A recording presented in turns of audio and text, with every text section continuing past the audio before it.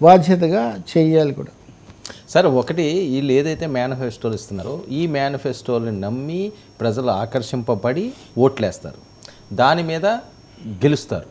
గెలిచిన తర్వాత ఇచ్చిన మేనిఫెస్టోలు ఒకవేళ నెరవేర్చలేకపోతే న్యాయపరంగా దీని మీద ఫైట్ చేసే అవకాశం ఉంటుందా?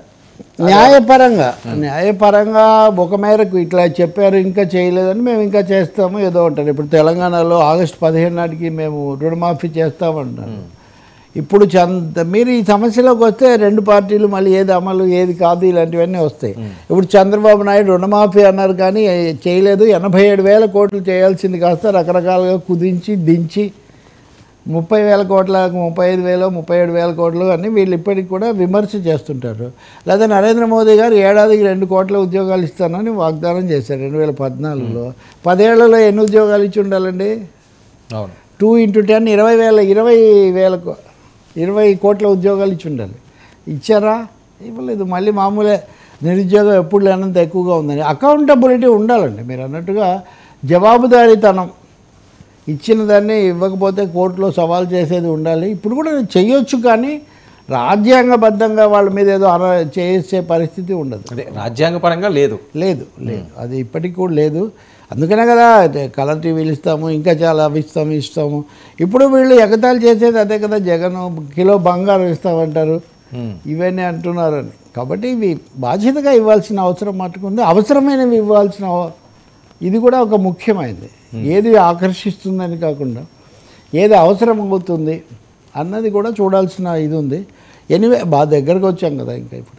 సో ప్రజల్లో అవేర్నెస్ అన్నా రావాలి, లేకపోతే రాజ్యాంగంలో ఈ మార్పులు అన్నా జరగాలి. ప్రజలు అంత సీరియస్గా తీసుకుంటున్నారు అనేది ఒక క్వశ్చన్ ఇప్పుడు. ఎందుకంటే తప్పనిసరి కాంగ్రెస్ పార్టీ ఇప్పుడు కర్ణాటకలో గ్యారంటీలు, తర్వాత తెలంగాణలో గ్యారంటీలు అంటే వాటిని వెంటనే మేము వెంట పడతాం, 100 రోజుల్లో మీ దుమ్ము అంత తేలుస్తాం, ఇట్లాంటివి చేస్తున్నారు. అందుకని ఇప్పుడు ఒక విధంగా మీడియా వల్ల బయట జరిగేదాని వల్ల నిలదీసే ఒక పరిస్థితి అయితే ఇప్పుడు ఒకటి వచ్చింది. జాతపడి ఒళ్ళు దగ్గర పెట్టుకొని వాగ్దానాలు చేయాలి. ఎప్పుడు 1, 2 ఆకర్షిస్తాయండి. వయస్సు ఉన్నప్పుడు ఉచిత విద్యుత్ అనేది ఎక్కువగా ఆకర్షించింది. ఎన్టీ రామారావు ఉన్నప్పుడు 2 రూపాయల కిలో బియ్యము, ఆ జనతా వస్త్రాలు, గృహాలు, ఇది ఎక్కువ ఆకర్షించి వీళ్ళు ఫీజు రీయింబర్స్మెంటు, ఆరోగ్యశ్రీ ఇట్లాంటివి కూడా కొంచెం ఆకర్షించాయి. సో ఇప్పుడు చంద్రబాబుకు లేదా ఎన్డీఏకి వచ్చిన సమస్య ఏంటి? ఆల్రెడీ ఆ పథకాలు పాపులర్, అది జరుగుతున్నాయి ఇంచుమించుగా. ఉదాహరణకు మొన్న యనమల రామకృష్ణుడు కూడా డీబీటీ కింద 89,000 రాదని చెప్తున్నాడు ఆయన. ఒక అస్సలు లేదనే పరిస్థితి ఇక్కడ లేదు.